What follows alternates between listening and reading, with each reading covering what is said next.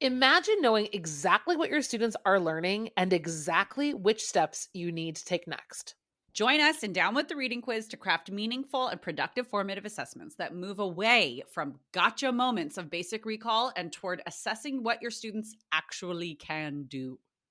In this 30-minute free masterclass, we'll share 3 powerful assessment keys that work for any novel at any time of the year.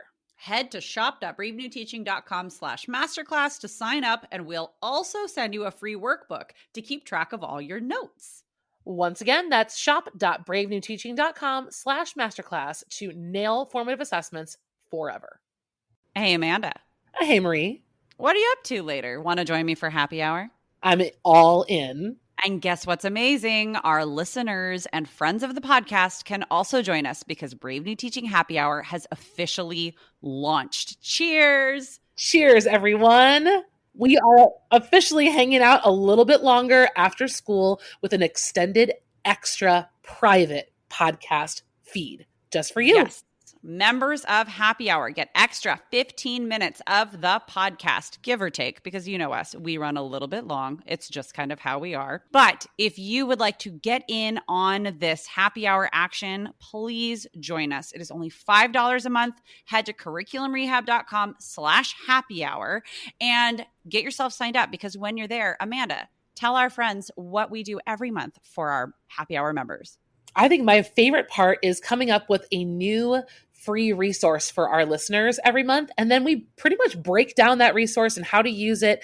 We also like to have guests on to do extended episodes and even Q&A that's just for you about that resource. It's really exclusive and super private just for you.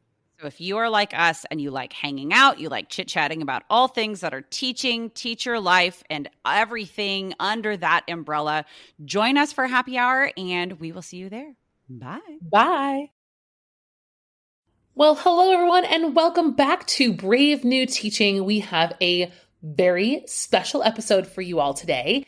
And if you don't recognize my voice by now, I am Amanda, and I am half of the Brave New Teaching duo, and I am just here to give you a very quick introduction to today's special episode. Marie and I have been longtime friends with BETSY POTASH, the host of the Spark Creativity podcast. And it would be an undersell to tell you that BETSY has the most passionate love affair with English and supporting teachers. We have talked with her before on the podcast about hexagonal thinking. You've heard probably some ads referring you back to check out her podcast. And now we have the opportunity to do a pod swap. We are swapping episodes on each other's platforms. So today you're going to hear a full BETSY episode from start to finish, all about creating interesting, creative classroom spaces. And I think you're really going to love it. And once you've listened to it and you've decided that you love it, we encourage you to pop over to the Spark Creativity podcast, follow, subscribe, leave a rating, and do all the good things that our community of podcast listeners do for one another. Especially as a group of educators, you guys know exactly how much a positive review, a follow, and a like means in this world of community and support for one another. We are all here to be collaborative and work together. So without further ado, we hope you thoroughly enjoy BETSY's episode on the Brave New Teaching podcast. Let's cue the music.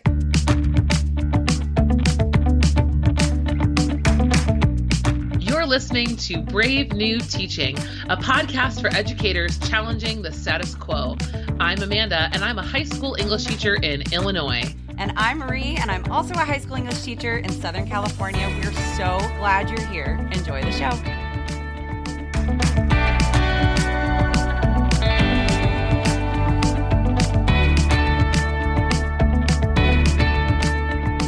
Welcome to the show. I'm super excited today for 2 reasons. For one, this show is going to be incredible, and I can't wait for you to listen in to the classroom design ideas of my 5 wonderful creative guests.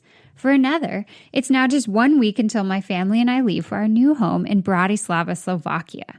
By the time you hear this, I may just have packed my microphone into one of our 10 suitcases. That's right, 10. But back to our real focus for today.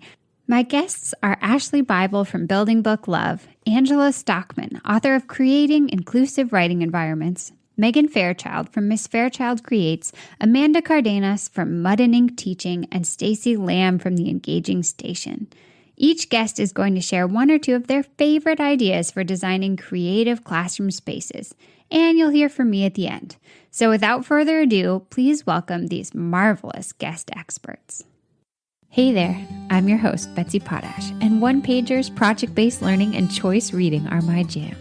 I believe in you, and my goal is to help you explore all the creative possibilities you dream of for your classroom. I'm an educator, a chocolate cake aficionado, a traveler who can't wait to get back to Barcelona, and the kind of mom who brings her own mini makerspace to her kid's classroom when she comes to volunteer. I know this for sure, creativity isn't always easy. As a creative teacher, you get parent calls you treasure, and plenty of sidelong comments you'd rather forget. But here's the bottom line. Creative education can ignite a spark in your students and change their lives forever. You and I know this. You're an innovator, and while it's sometimes hard, it's so worth it. So let's explore the world of creative education together. Welcome to the Spark Creativity Teacher Podcast. Hello, my name is Ashley Bible from Building Book Love, and I am so excited to be here and share my favorite classroom design tip with you. In almost every classroom, you will have at least one big blank wall that you do not know what to do with. And usually what happens when you don't have a plan for a big blank wall is that you'll fill it up with just random stuff. Maybe posters left over from yonder years or just little pieces of paper that you want to hang up and different things. And while that's fine, it will oftentimes create a wall that looks very cluttered and distracting to the eye when you see it. So what I like to do is to create something large for a big blank wall that is budget friendly and calming and eye-catching, and that pulls the whole room together. So one of the funny things that I'm kind of known for, probably biggest trick that I use, is to go shopping for a really pretty artistic shower curtain and use that shower curtain as a piece of art. So you can find shower curtains with any sort of design that you like. I've used a mountain scene, I've used a sunset, I've used moon and stars for my Books Are Magic theme that I had going. Literally any theme you like, you can find a shower curtain for that.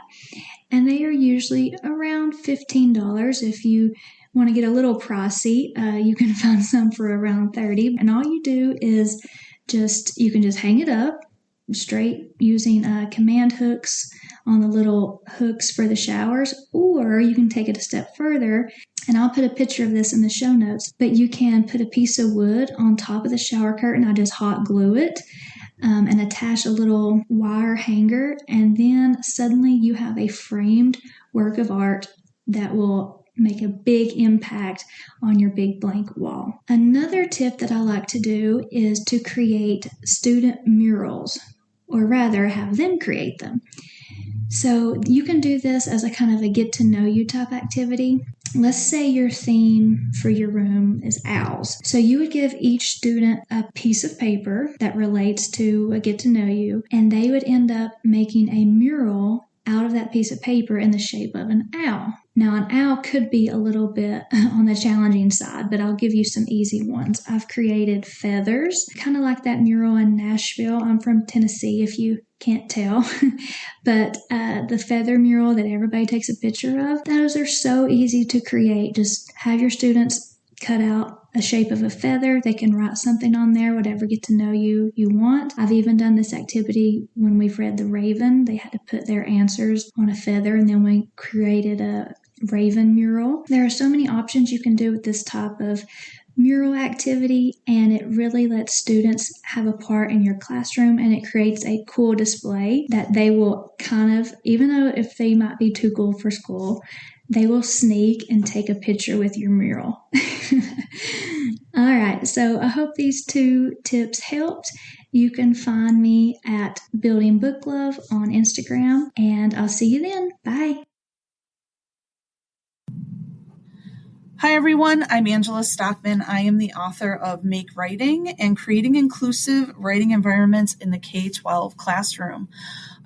This is my 27th year in education, and I have had the good fortune to design multiple classrooms for public school writers to enter at the beginning of a new school year.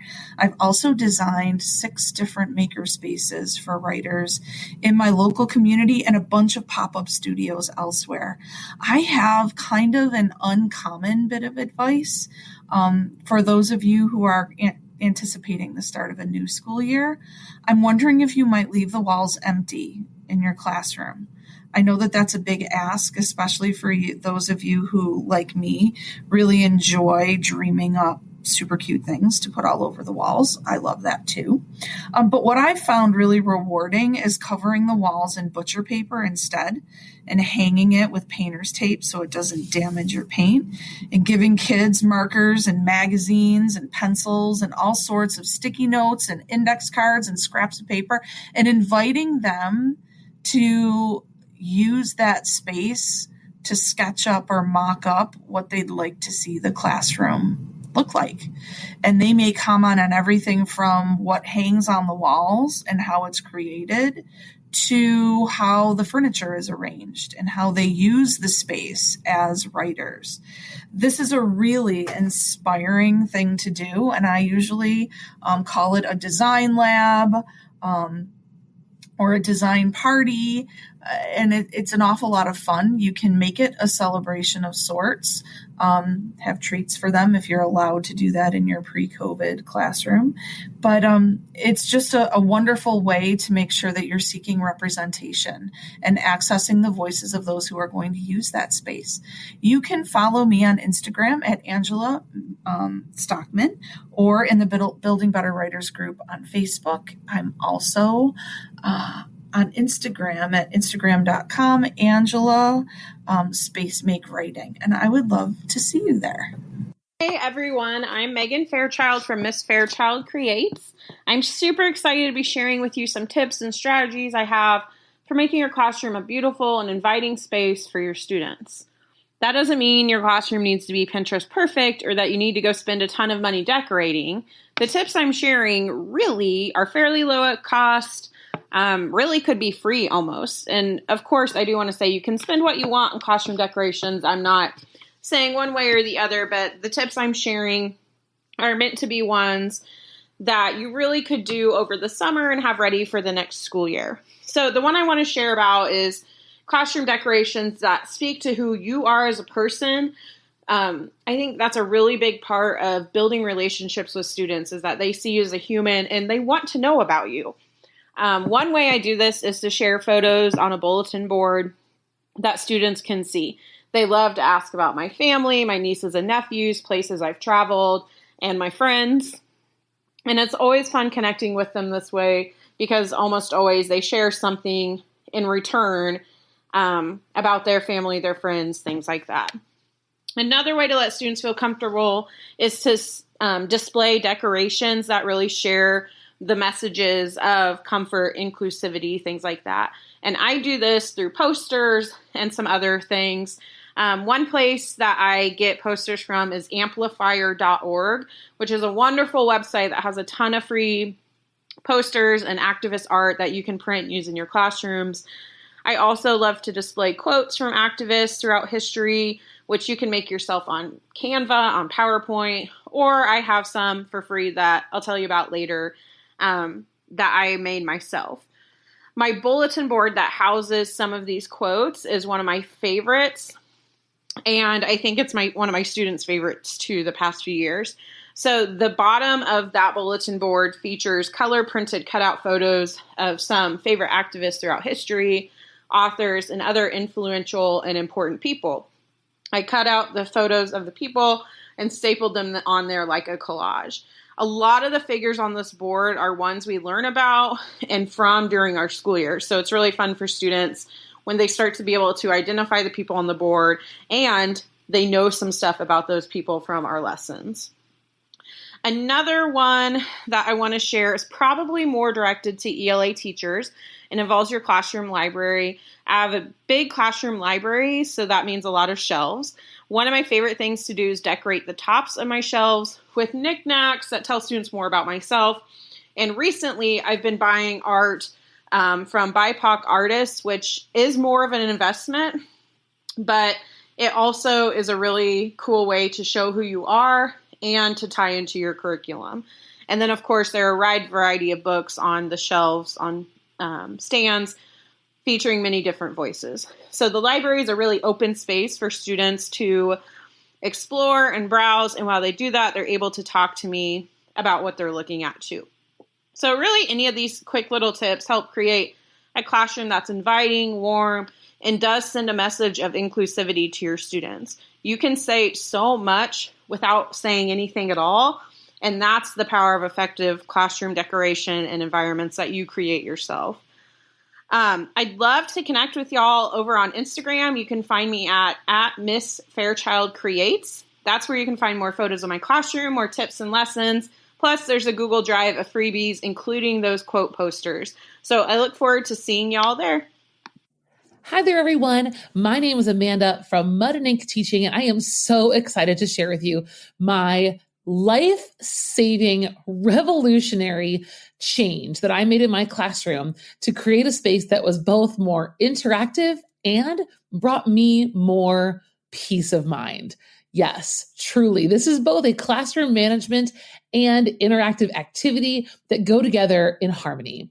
So if you're to think about the top 10 questions that kids ask you around October, November that absolutely drive you nuts, the things that you spent all of August and September explaining and reiterating, things like, can I go to the bathroom? What is your classroom policy on the bathroom? Things like, where do I turn this in? Or even the very favorite question, what are we doing right now?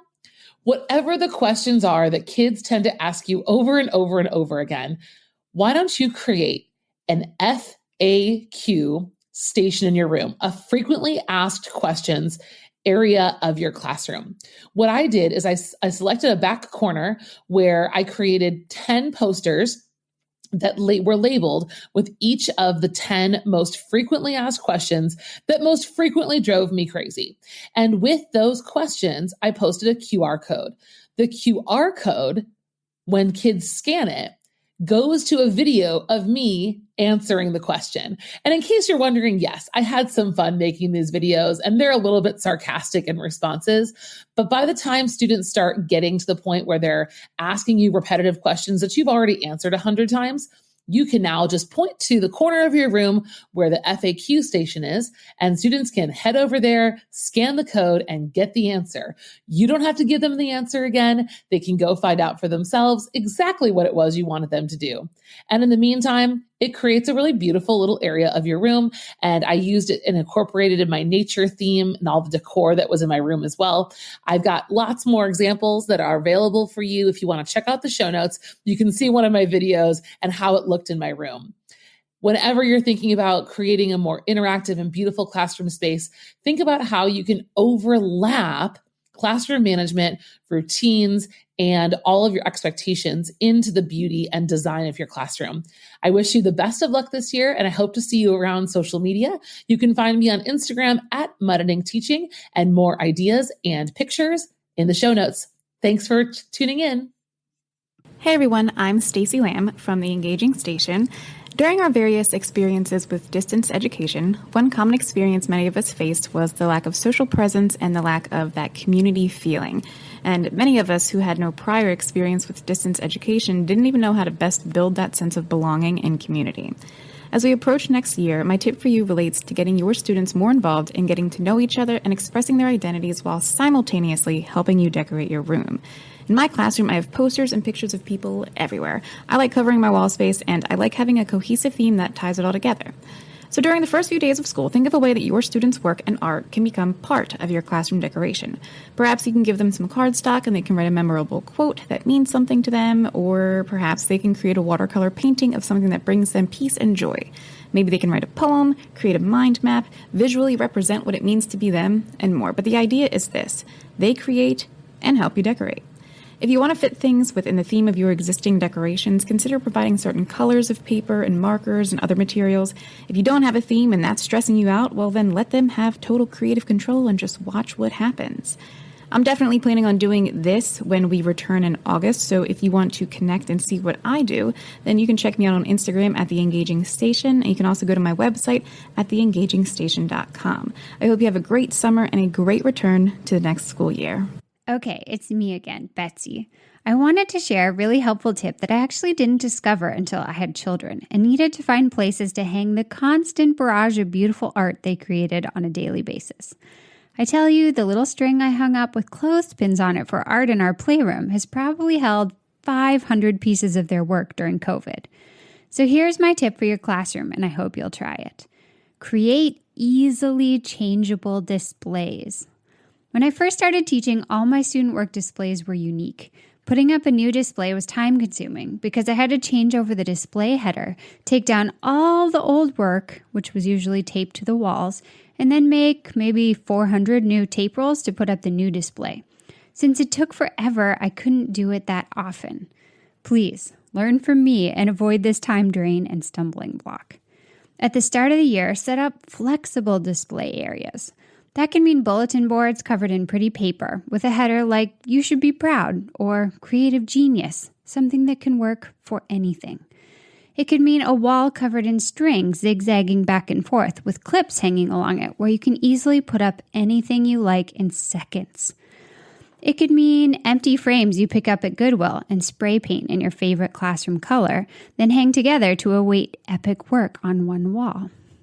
Flexible displays will save you many hours, but more importantly, they'll make it easy for you to keep students surrounded by their own current amazing work, helping them take pride in what they're up to and be inspired for the next creative step they're about to take. Are you feeling excited? We can't wait to see what you do with all these fun ideas. I hope you'll send a quick DM on Instagram to any of the guests that inspired you today, thanking them for sharing their ideas. And if you're in the mood, screenshot this episode and tag me with your plans for your classroom so I can reshare your big takeaways and inspire others to listen. Until next time, take care of yourself and stay creative. Thank you all so much again for tuning in to this episode. We hope you loved hearing from Betsy. Again, I'm Amanda from Brave New Teaching, and thank you for stopping by. You can find more from Betsy at nowsparkcreativity.com, and be sure to check out her membership called The Lighthouse, where she supports teachers in their endeavors to be creative in their classrooms all year long. Thanks for tuning in, and see you next week.